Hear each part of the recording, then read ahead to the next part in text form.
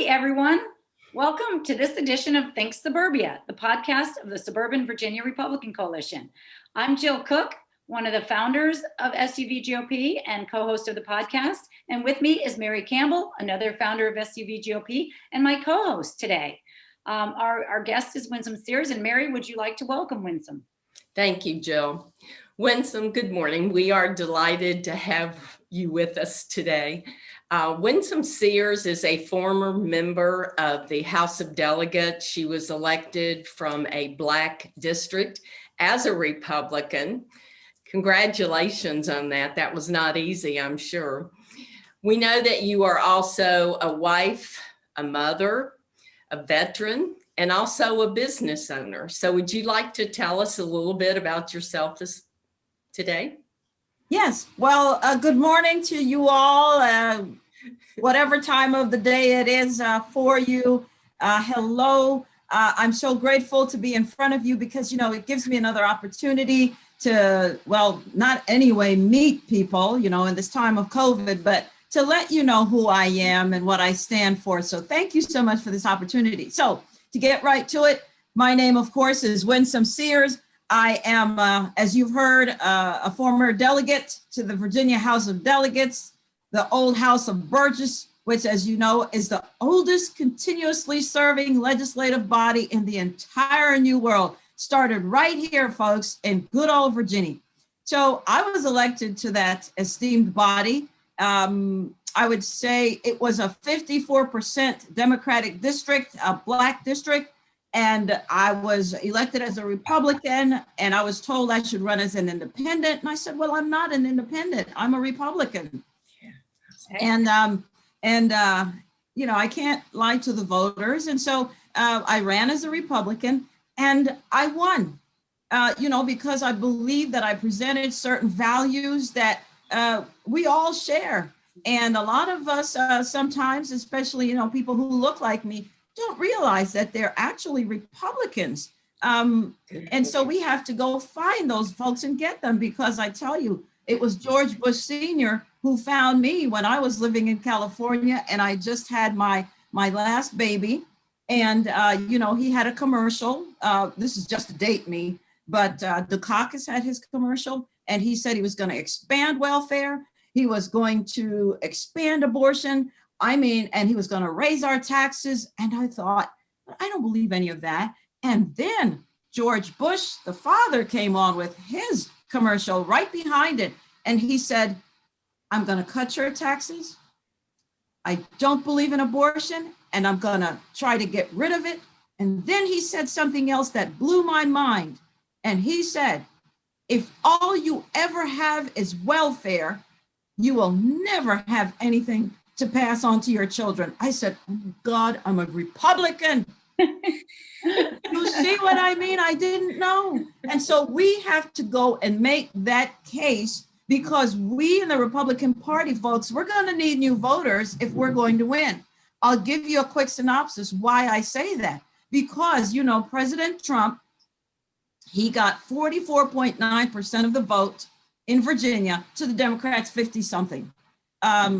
Daniel Gade, wonderful man, got 43.6% of the vote to the Democrats 50-something.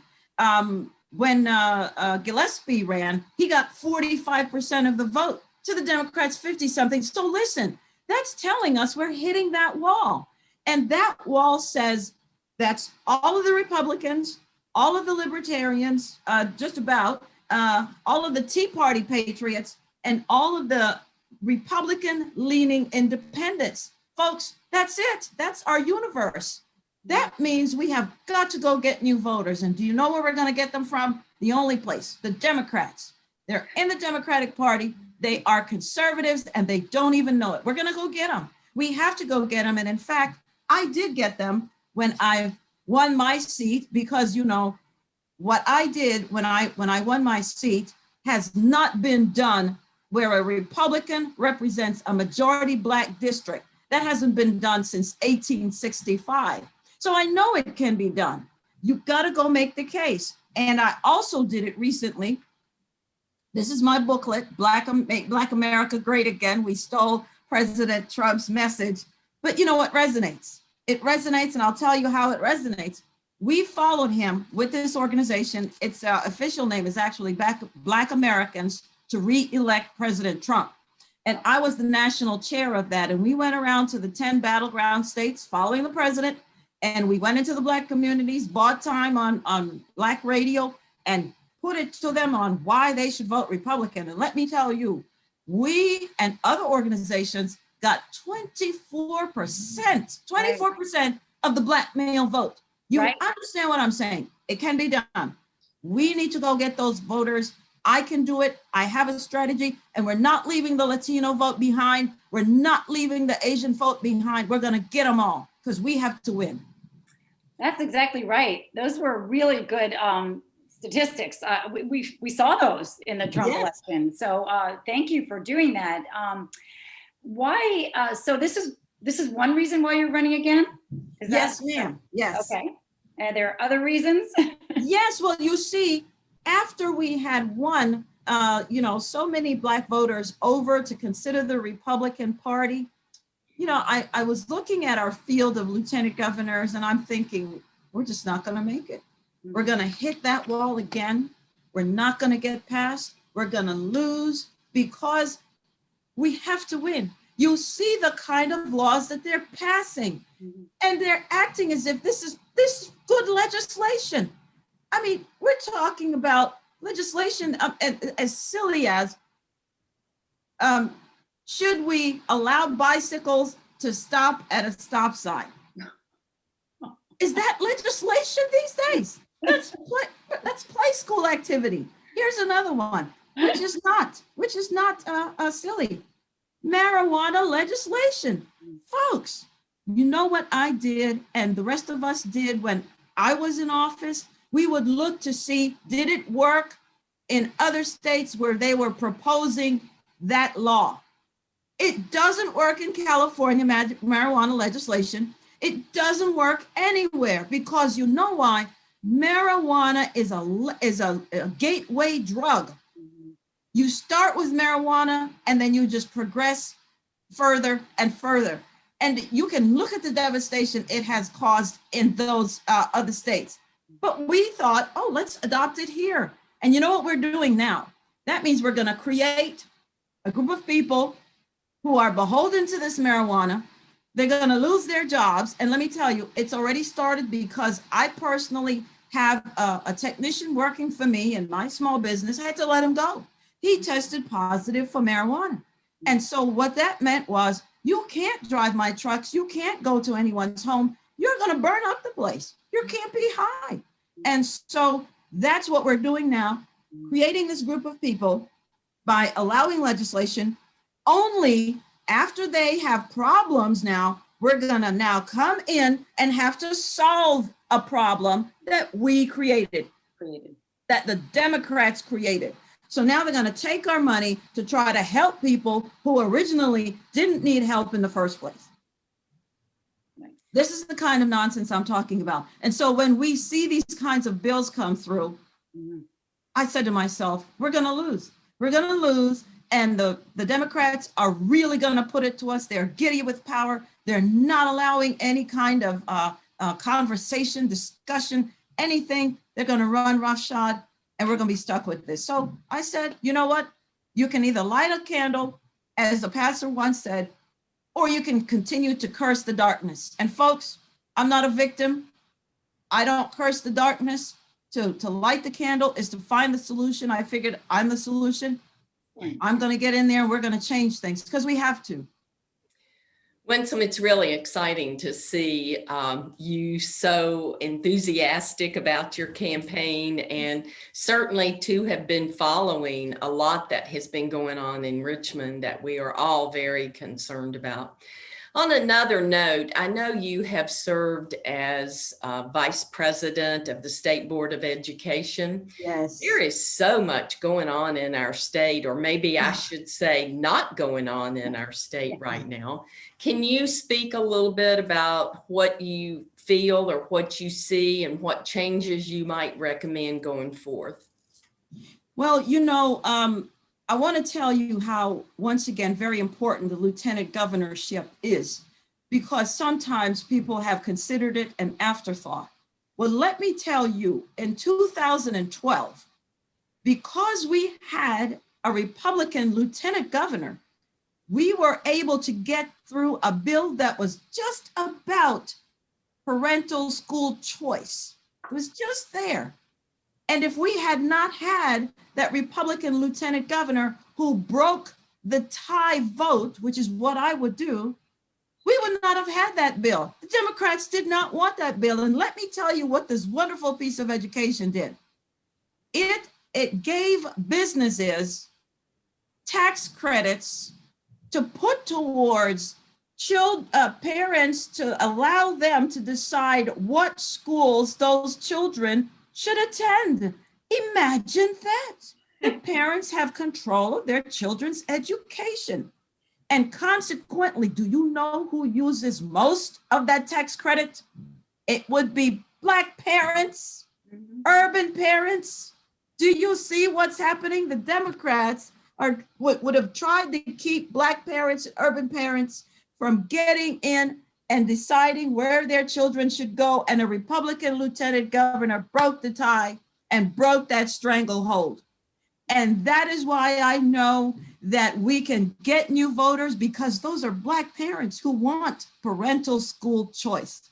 And you know, if that tax credit goes away, there are 3 schools in Richmond which will go away because all of their children receive that money so that they can go to that school. And they're Black children. And in Petersburg, there's another school that if that tax credit goes away, all of it goes away. The school goes away, the school dies, because all of those children benefit from that tax credit. And that's what a Republican lieutenant governor can do. Now, when I was on the school board, I was elected vice president of it. You know, I was appointed by Governor Bob McDonnell, wonderful guy. And let me tell you the things I saw on that school board. What I would do before I asked the question of the presenters, I would say to myself, what would a parent want to ask this school board member? What would a parent want to ask this teacher in front of me? What would a parent want to ask whoever, the administration personnel that was in front of me? And so I was very bold in my questions because I could imagine what some parents would ask. Why are my schools failing? Why are my children not learning? Why don't we have this? Why don't we have that? I mean, that's what it's about. Who doesn't have a seat at the table? That's who I want to represent. Let me tell you what I discovered. I discovered that most of our children, especially from the urban areas and even the poor areas too, come to school, unfortunately, already behind when they start kindergarten, even though there's Head Start. So I wanted to know, what are we doing with Head Start? Why isn't it, taking hold like it should? What are we missing? What do we need to shore up?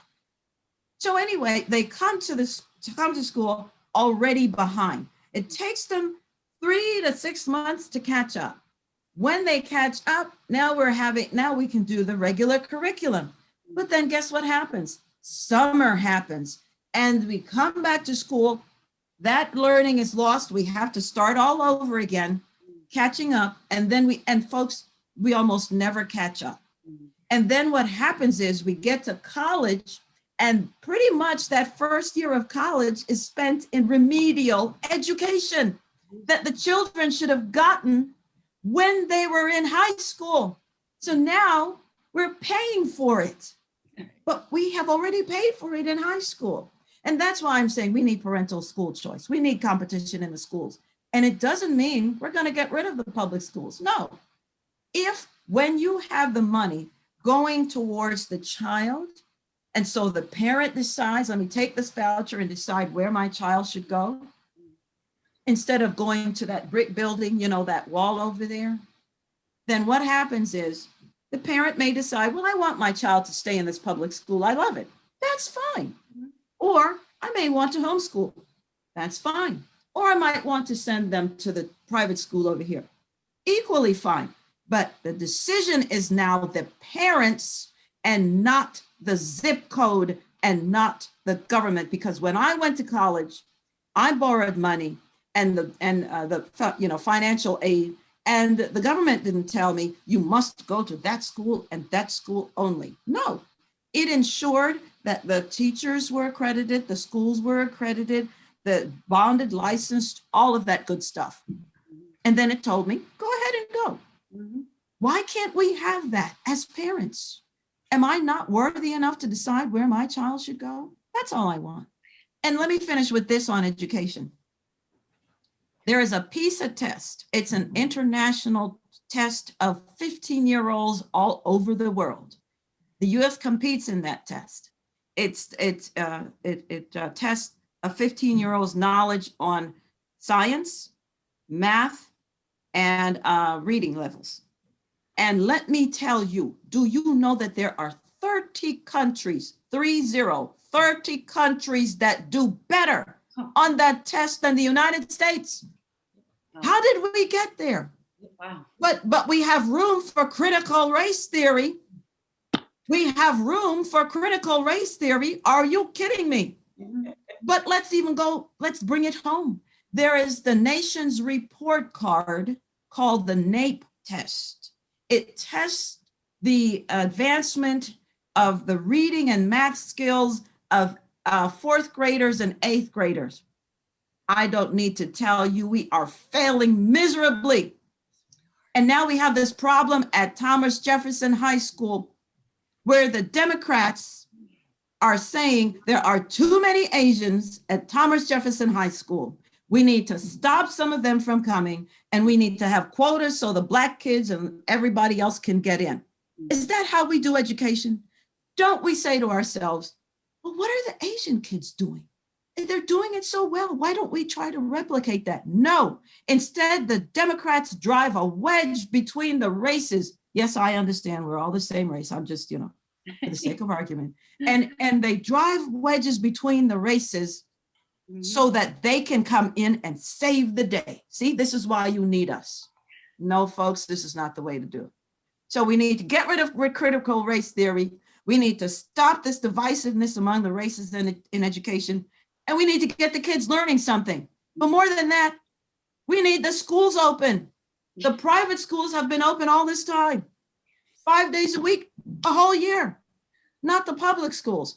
Our kids are falling further behind. So we can just know it's a problem. We got to fix it. I get in, I'll fix it.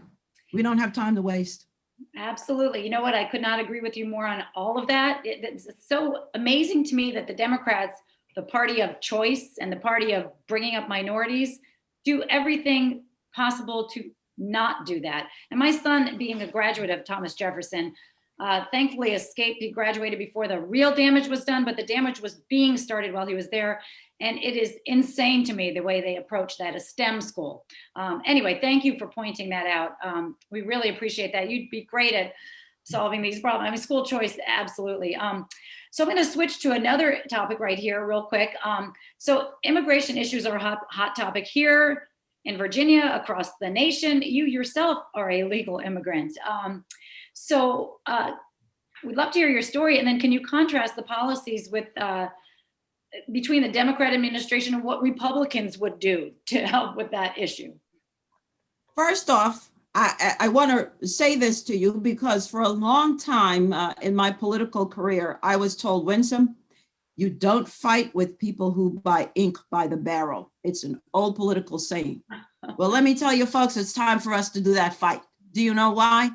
Because the media, the mainstream media, are Democrats. You understand?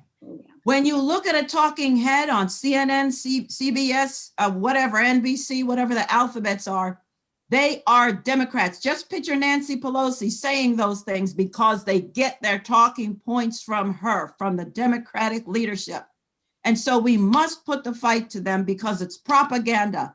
We must declare thus and so.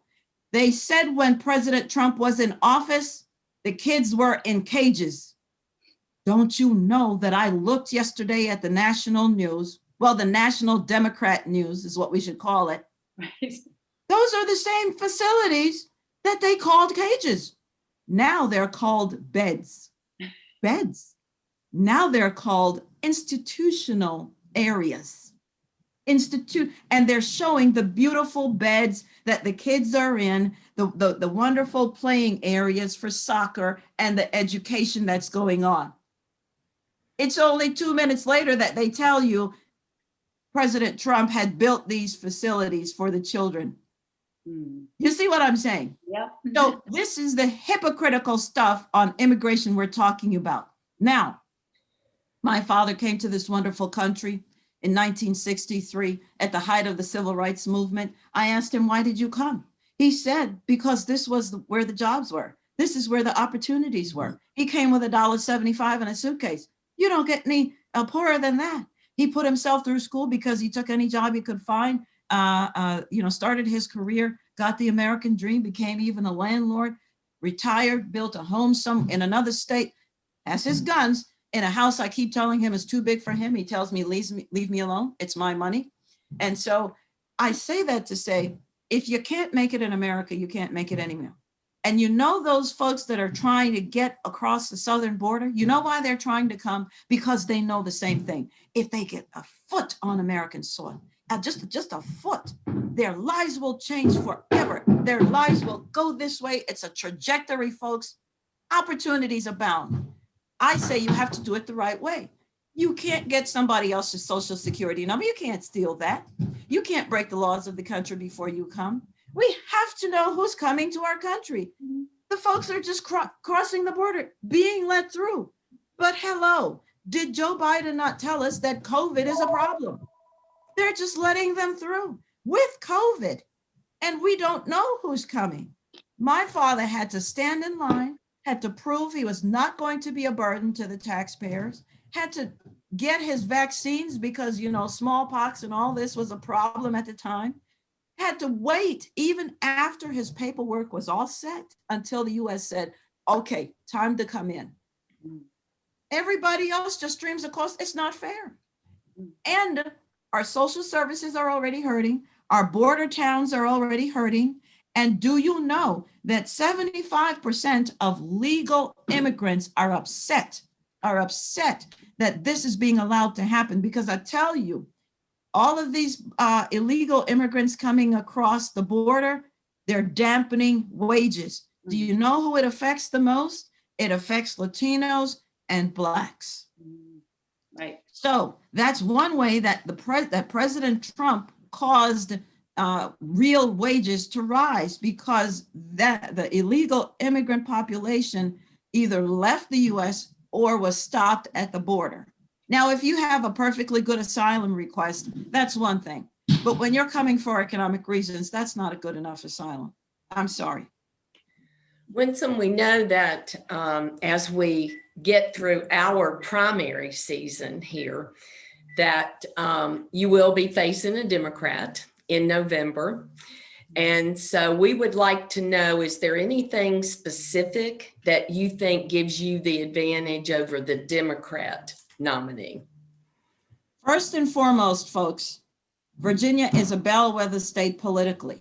So there are 2 states that are conducting statewide elections. That would be New Jersey and us here in Virginia. Well, we already know how New Jersey is going to go. It's going to go Democrat. So everybody is going to be looking at Virginia. And generally, whatever happens in Virginia you can pretty much predict what will happen later on. So in the other states. And so the George Soros money is coming. The Bloomberg money is coming. The Hollywood money is coming. Whatever they did in Georgia, it's coming right here. Are we ready for that? Ask yourselves this question. Whom do you think the Democrats are praying that you don't send up as the Republican lieutenant gubernatorial candidate? That would be me. They don't want to meet me at the end of a debate stage. No, sir. Because you see, I am destroying their narrative. I am an immigrant. I am Black. I am a woman. By the way, let's look at what happened on the federal level. All of the seats just about that were gained in areas that folks told us could not be won were won by a woman or an immigrant or a veteran. Folks, I'm all three. I am the card. I am the, here we go. So I know how to win the population we're trying to win. I have used a certain strategy to put the case to the Democratic voters why we need a change. I have successfully used that strategy. We have helped the president with that strategy, which brought in Democratic voters to vote Republican. I know how the strategy works. Folks, look, I look like the strategy. They don't want to meet me because I know how to put it to them. And so I'm saying, if we do what we've always done, we're going to get what we've always got, and that's losing. We cannot afford to lose another one. But let me put it another way. Let's say that there is a business, and let's call the business the Republican Party. And let's say for the past 12 years, that business has been losing major customers. That would be the statewide races. No governor, no lieutenant governor, no attorney general. And as we continue to lose, this business, the Republican Party, started to lose divisions. Those divisions would be senators and delegates. And finally, this business, the Republican Party, lost it all. No governor, no lieutenant governor, no attorney general, no senator, and no delegate. Lost control at the bottom. Don't you think this business should say to itself, what are we doing wrong? There's got to be something we're doing. We're losing all these customers.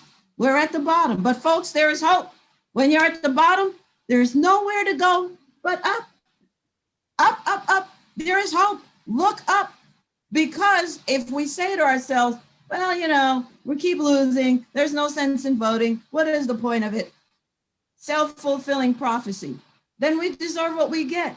We got to get out there. We have to work. I can do that, but I'm not going to be able to do it by myself. I can lose an election by myself, open mouth, insert foot, but I can't win by myself. We need people. We need people to not only show up at the polls, but to prepare. You see what they did in Georgia. It's coming here. Are we ready for that? We need people to go and get trained as election officers. We need people to come out and knock on doors. We need people to come out and donate so we can get the message out. We need people to work like never before because this is about the governance of the Commonwealth of Virginia. So I say it to you, we can like who we like, but this is not about liking, this is about winning. And we've got to win because this again is about making laws, and lawmaking is not for the faint of heart. Exactly. Okay, well, as we're almost to the end of our time, and that's extremely inspirational. And I think you've got all the right ideas, and you're right about that. We need to win. We need to get the message out. We need to get the message out to the people that we can get. You're right. So we're almost at the end of our time here. So is there any, we always like to ask a little personal question at the end. What do you do when you're not campaigning? Is there anything you do as personal hobbies? Just briefly, anything that sort of occupies you other than defeating the bad policies of the Democrats? Well, I tell you, I love to garden. My grandmother instilled that in me. And both of my grandmothers, actually. There's something about putting your hands in the dirt and seeing something come to fruition. And that's my stress reliever. So as beautiful as my yard will tell you how much of a stress relief I got. But you talk about that. And there's one thing I do want to mention personally.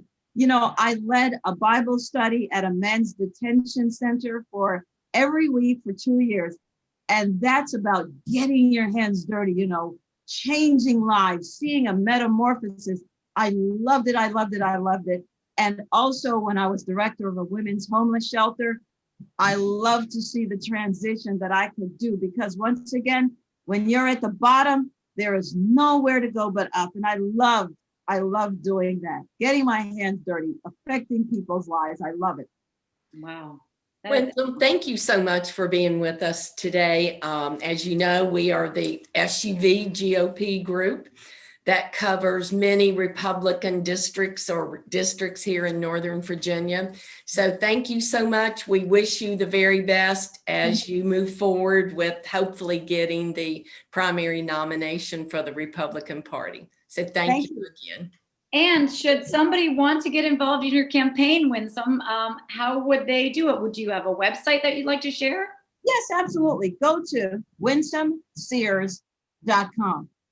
Winsome, WINSOME, and then Sears, just like the store that used to be. Right, exactly. Excellent. Well, then people can find information there about you and how to get involved in your campaign. So thank you again. Good luck. We really enjoyed hearing, but I love the ending there. I love that. I love your analogy of, those are, so you're seeing the metamorphosis of people in a spiritual way. Let's see the metamorphosis of people becoming Republicans. How about that? And I'm telling you, they are. They just don't know it. They are. You're exactly right. Thank you for that. Well, everyone, thank you again for listening and watching this edition of Think Suburbia, the podcast of the Suburban Virginia Republican Coalition. Thank you, Winsome. Thank you, Mary, my co-host. You can find all of our podcasts if you go to suvgop.com, our website, and you find the drop-down menu at SUV GOP Podcast. We have a whole library of them for the past few years, so please check them out. Then see you next time.